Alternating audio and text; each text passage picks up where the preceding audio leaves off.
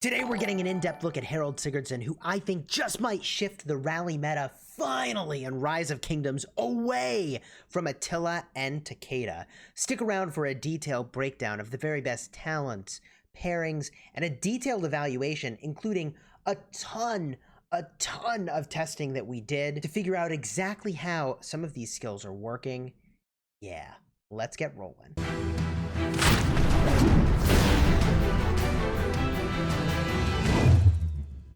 Hello, my friends, and welcome back. I'm Chisgule Gaming. Today, we're going to give you everything you need to know about Harald Sigurdsson in Rise of Kingdoms. If you like Rise of Kingdoms guides that help you get value and smash your enemies, consider smashing that subscribe button for daily Rise of Kingdoms videos. We're a sponsored content creator, and today, we're going to be talking about this absolutely stunning new infantry commander. Now, this commander is stunning not only because of their abilities, which do look very exceptional. We'll give you a peek at those, but because I think they will finally perhaps overthrow the overbearing and dominant Attila-Takeda rally combo. We're going to have timestamps in the description, so you can jump to whatever part of this video you want. We're going to start by breaking down the skills and leaning in on some of the things we uncovered doing real testing with this commander in Ark of Osiris practice matches. So the first thing we're going to talk about is the active skill, which is very exceptional, a cool 1,200 damage factor and a 20% damage bonus. If you are surrounded, you can hit up to 3 targets. It does circle AoE and bumps up to 1,500 damage factor. Very, very solid active skill if you are surrounded, and that is some really strong anti-swarm technology. If you're up against a single target, I guess 20% damage and 1,200 damage factor is good enough, but it's not game-changing. It's the AoE that I really like here. If you were wondering exactly what Harald's animation looks like, oh yeah, baby. He throws a giant freaking axe in the air and it lands on the target. I mean, the animation for Harald's skill is pretty sick. I'm really happy with this. Let me show you what it looks like when he does area of effect damage too. All right, what we're about to show you is the area of effect animation and radius of effect for the Harald. I've got Isong as the primary commander, Harald as the secondary commander, so you can compare the size of the Isong AoE to the Harald AoE. Spoiler alert, the Isong AoE is slightly larger by about a cursor width. You can see I got my little cursor up on the screen there. That's about the difference in size of the two areas of effect, and like, yeah, the animation is pretty sick too. This commander, well done with the art, Lilith, I see you. Looking to the next skill, when attacking strongholds and cities, infantry led by this commander gain 10% increased attack, and whenever they take damage, they have a 10% chance to reduce damage taken by 30%. This damage reduction can trigger only once every 5 seconds. Now, what we found from testing this, I'll have a card up in the top if you want to see the hours we spent looking into this in a live stream together with over 700 people watching live. We uncovered that this seems to affect only the instance of damage that you are receiving in that moment in time. In other words, it could be a normal attack that receives the damage reduction. It could be a counter attack that receives the damage reduction. It could be skill damage that you receives the damage reduction, but it is not all of those things. It is not all damage taken in that 1 second, which means that if you've got some really small march swarming you down, like, yeah, you could end up getting your damage reduction from like the 50 troops that are hitting you off to the side as a little swarmer instead of from the garrison, which has like 1.5 million troops in it. You see what I'm saying? This also seemed to work when you are hitting the garrison and some marches in the field are hitting you. Those marches in the field also seem to trigger the Viking battle axe. I suppose I could have done more thorough testing to prove for sure that a march hitting you off to the side in the field prevents this from triggering against the garrison. It's possible that this is a separate cooldown for each target, but I don't think that that is the case. Let's move on to the next ability, Varangian Guard. Infantry units led by this commander gain 30% attack, which is amazing, 10% march speed, which is amazing, and whenever this commander uses their active skill, in other words, whenever this active skill is used, Berserker, you are going to gain 5% attack and lose 5% defense, and that can stack up to 15 times. Okay, so if you're following along, you could have 75% attack, at the cost of 75% defense. Honestly, I didn't care about that all that much.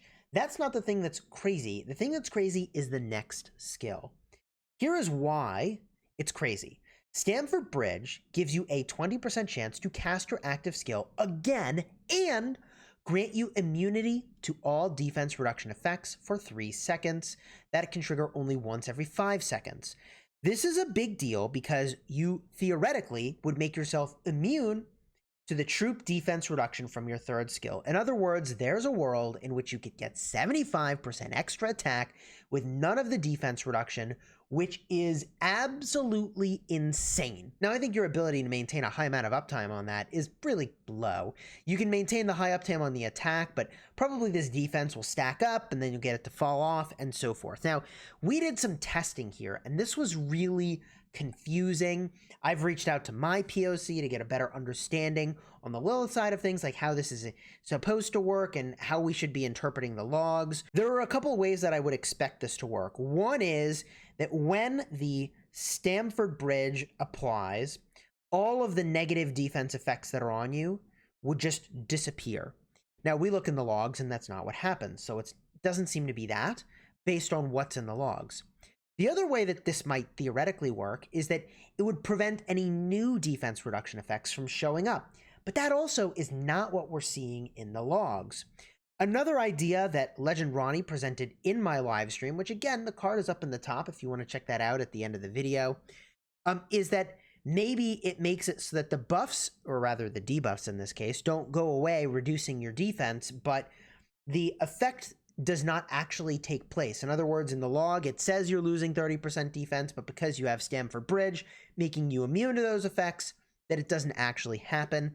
I don't know exactly how that works, but I was a little confused, which is why I reached out to my point of contact. Now, the other thing that we tested, which was sort of weird, is the Alexander the Great, whose immunity effect works exactly like you would expect from the second skill.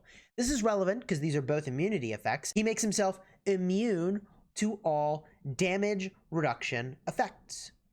So in the battle log, if a damage reduction effect is applied, it just doesn't even appear at all. Like Hannibal Barca tries to apply the damage dealt reduction to Alexander the Great, and it doesn't stick in the log at all. You don't see it anywhere. So this is very different than the way it's working on Harald right now with his defense immunity effect, defense reduction immunity. As soon as I have the answer for how exactly this works, I'll let you know. Okay, PS, quick update on Stamford Bridge. I am talking with my POC right now, and what I seem to understand of this ability is that it does, in fact, work similar to what Legend Ronnie was describing. It makes it so that defense reduction effects do not work while Stamford Bridge is active, but they continue to stack up and apply on you during that time, so that when Stamford Bridge falls off, those defense reduction effects resume to take place. So that would mean that this is going to stack up and stack up and stack up. Then you're going to get Stamford Bridge to proc at some point. Is a 20% chance when you max out the skill, which is pretty good, right? While Stamford Bridge is active, there's basically going to be 3 turns where you have none of the troop defense reduction, and you have all of the troop attack bonus, which is pretty cool. That's my understanding of how this ability works, and it is really helpful to have that explanation because looking in the logs was certainly a little bit confusing. Moving on to the expertise skill, Valhalla. The counterattack damage dealt is increased by 20%. That is on the map, so you can't be in a resource node. Being in a resource node doesn't qualify as on the map. If surrounded, counterattack damage dealt will be further increased. Bonus damage equals the number of surrounding armies times 2 with an upper limit of 10 surrounding enemies. So you could have an extra 20% counterattack, 40% total. Really solid. I love everything this commander is doing. Huge amounts of damage, not a lot of tankiness, and in fact decreases your tankiness in this third skill, but does make it so that you have some defense reduction immunity, which is pretty solid. This commander really fully falls into the realm of what I would call a glass cannon. High amount of damage they can deal, not a lot of tankiness to sustain taking damage themselves. So with all that said, what talents would I put onto Harald? I personally would like to see him use his active skill more frequently in order to give himself more damage bonus. I also want to see him boost skill damage, and the reason I want to see his skill damage boosted is because, look, He's doing skill damage from his first skill, and he's doing a ton of skill damage from his fourth skill. Really, really solid. So in terms of talents, conveniently, Guan Yu has the exact same talent trees. We can look in on some of the talent tree configurations I've chosen here and slightly adapt them for Harald. So the first build I'm showing you here is a canyon-related build. It doesn't have any march speed, which is why I call it a canyon build. This also could be a low march speed open field build where you care more about your punch than getting to the fight. The one talent I would probably strip away from here is the latent power talent. I think I would put that instead for the canyon or open field build into Iron Spear because there isn't as much additional skill damage on Harald. The next build I'll show you is a rally related build. If I were rallying tomorrow with this commander, this is what I would probably be using. I go into the Conquering tree to get Entrenched, which is very powerful. I do go and get Rejuvenate, which, by the way, the fourth skill of Harald does not trigger Rejuvenate. We did test that. Bit of a bummer, but it was kind of what I was expecting based on how Khan also works. I would probably ditch the 3 points in latent power and move them to other places. There's really a lot of flexibility here. You could fully max out Tactical Mastery. I think this build is really solid for rallies, and there's really a lot I like about it, as long as people remember to only freaking bring infantry. Now, the final build I want to show you is a field build. This does go for more March speed and March speed reduction. It's also taking advantage of Buckler Shield, which I think is very powerful. Reduces the counterattack damage that you take by 9%. That gives you a lot more sustainability if you can stay on the edge of a fight rather than getting into the middle of the fray and taking lots of damage and making yourself a target. Of course, if he does become a target, he is going to do lots of AoE, which is very solid. I've picked up a lot of March speed in this particular build, and although this is on my Guan Yu, I'd probably drop the 3 points of latent power and slam dunk those into Strong of Body for 6% of extra health, which is a really big deal. Now, in terms of how you unlock Harald, this is a Wheel of Fortune commander. That means you're going to want to save up some amount of gems if you're going to get him. He's available to kingdoms that are much, much older. If we get a look at the infographic we've got, courtesy of Stormy Reigns, for when commanders become available, he would be at the very bottom of this diagram after even Theodora and YSS. You have Chandragupta and William as a pairing, and then you have Harald showing up in the Wheel of Fortune. So kingdoms would need to be to the tune of like 590, like 620 days old, somewhere in that range. I mean, you'd have to be a really old kingdom before you start to see Harald show up. And all in all, that's probably a good thing that he's showing up later in the game for folks. The other way you can get your hands on him earlier is to just migrate to an older kingdom, but there are pros and cons to that. Topic for a separate video. Now, in terms of the order in which you skill up this commander, he is also very similar to Guan Yu in that his second skill is all about hitting garrisons. Well, if you don't care about hitting garrisons, then you're going to want to max the first skill, take him to 4 stars, and hope that all your points end up in the third and fourth skill, which do not require you to be hitting a garrison to get value. I'll argue that most people will hit a garrison, especially in Ark of Osiris, so it's really not the end of the world, but I like the idea of maxing the first, unlocking the last skill, and hoping that those points end up in things that are useful to you basically everywhere. That, I think, makes a lot of sense, and each of these skills has a linear increase in its effectiveness.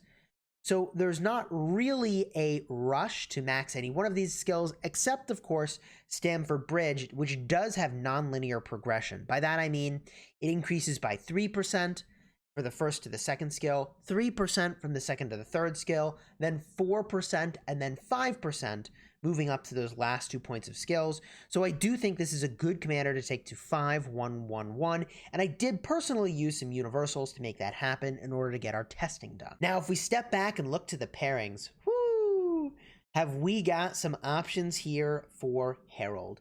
There's open field and there's rallying. These are two different ideas. I'll try to focus primarily on rallying, but also sprinkle in some open field goodness.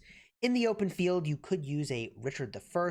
They're not going to have a ton of march speed with that pairing, but they will have a ridiculous amount of staying power from the healing of the Richard I. They also are going to have an outrageous amount of counterattack, and they reduce the damage taken, which is something that Harald really wants, is to make it so that he's a little bit more survivable. Yeah, Richard delivers that in spades. Another commander you could consider is, of course, Charles Martel. He is going to give Harald that tankiness he desperately wanted and a 40% damage boost, which is kind of amazing. We'd have to see if the 40% damage boost of the Charles Martel actually stacks with the Harald. I don't know that it does, but that's something you'd have to test. I assume that it will, but gosh bless, we'd have to look into it. He also gives some huge march speed and defense and health, which is what Harald has been desperately wanting, and massive counterattack damage boost. I mean, if you attack into that Harald with the Martel secondary, you are going to get so punished. It is absolutely freaking ridiculous.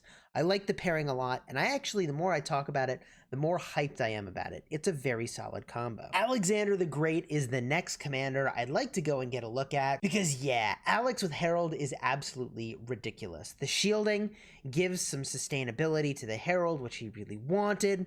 The second skill is some massive damage, and the healing effect reduction is really phenomenal.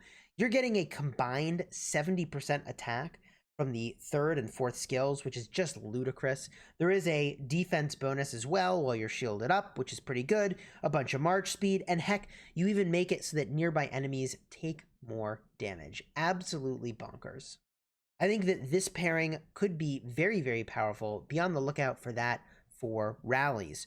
On the topic of pairings to look out for rallies, I think that the Guan Harald is an obvious strong pairing that a lot of players are talking about right now.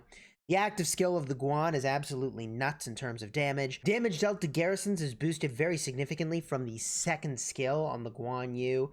All in all, just an outrageous amount of synergy, and honestly, an outrageous amount of skill damage between these two commanders. A little bit of march speed boost here, great in the field, great to rally with. I am very eager to see that combo play out. Now, of course, another infantry commander you could get a look at is a Constantine. I don't think that these two are a particularly natural pair, and I don't expect that they will perform overly well together, besides the fact that they're both individually good commanders. As a pairing, they don't make a ton of sense. Similarly, I like the idea of a Freddy.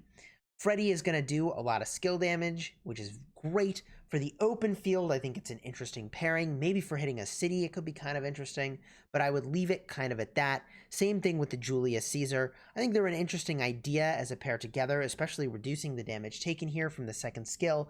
But overall, probably a second-rate pairing compared to the Guan Yu or the Alexander the Great or even the Charles Martel, quite frankly. Another pairing you could be getting a look at is a Leonidas pairing. I think that the Leonidas pairing is interesting but not amazing, mostly because I think that Leonidas is interesting but not amazing as a commander, especially for rallies. His expertise skill only works for a tiny amount of time, which is really not what you want for someone who's in a rally. You want relevancy all the time. I do like the speed of rage gained, however, from Leonidas. That I think is really great. But honestly, that's the only major upside here. I guess the shields are kind of nice. But I don't think that Harald is doing kind of what you want to really synergize with Leonidas, and I just don't think he's all that strong for rallies in general. Looking at epic commanders, we're probably talking about open field fighting. I mean, obviously the Sun Tzu's good. You're missing march speed, but guess what?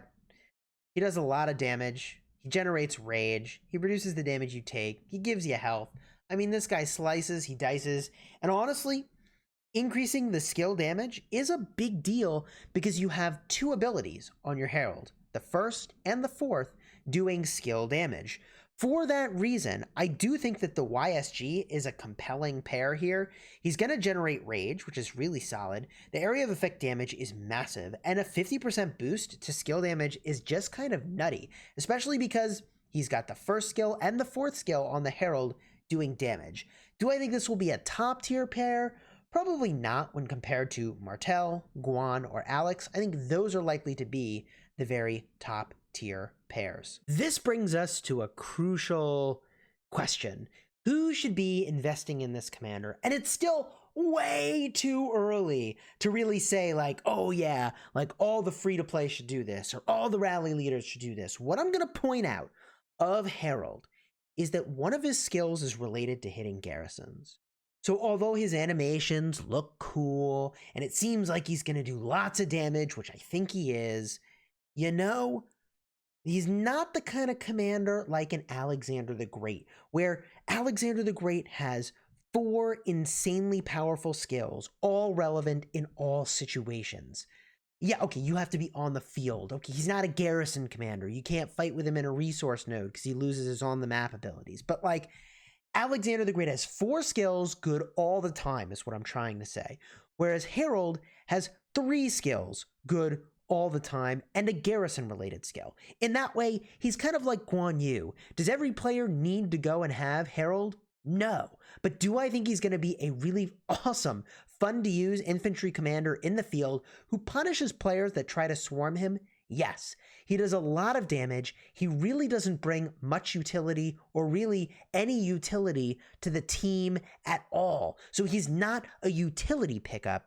He is raw damage. And for free-to-play players that are not yet at T5, you know that I typically advise you to really stick with the utility rather than the raw damage. Now, by the time your account is in the 600 plus days old range, if you've been playing really fiercely on your account, you can get to T5 in like 9 months if you're totally out of control. A year is certainly achievable if you're totally out of control playing your account and you're in a big spending kingdom. But we're talking about 600 plus days old for your account. If you get there naturally without migrating, yeah, you could have T5 and you could use Harald and you could do big damage, and heck, you could even rally with him and have a grand old time. How good exactly is he going to be in rallies? Well, seems like a good thing to subscribe so you can find out as soon as we test that too. Hopefully you have enjoyed this video about Harald.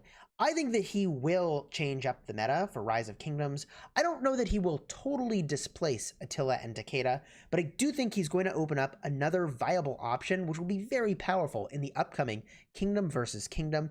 It'll be Season 6 for us, which is kind of insane to think that that is already on our doorstep. If you're looking for more detailed breakdowns of this commander, follow the card I referenced a couple times up in the top, where we went way over the deep end testing this commander in depth in Ark of Osiris practice matches. In addition, if you want my overall thoughts about the patch that just hit, I'll have a card up in the top as well for that video, which is a very popular look at exactly what we got in this most recent patch. Leave a comment down below with what you think this commander is going to bring to Rise of Kingdoms, and until next time, you have fun smashing the kingdom.